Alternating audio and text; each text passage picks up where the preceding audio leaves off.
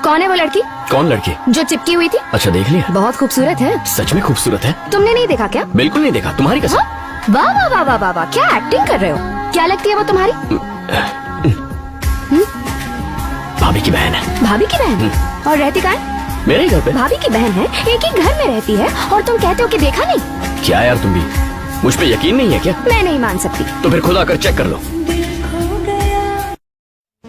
बेगम, आज मैं तुम्हें करीब से देखना चाहता हूँ।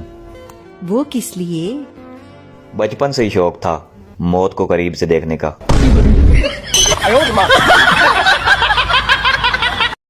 ਤੁਸੀਂ ਪਹਿਲੇ ਮੈਨੂੰ ਕਿੰਨਾ ਪਿਆਰ ਕਰਦੇ ਸੀ ਨਾ।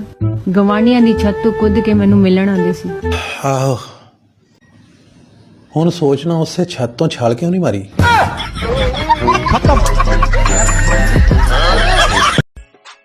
इमरान खान ने आख्या सी कि असी बिना बल्ले तो इलैक्शन जित के विखावांगे, ते मियां साहब तो फिर मियां साहब ने उन्होंने कहा असी बिना वोटां तो इलैक्शन जित के विखावांगे।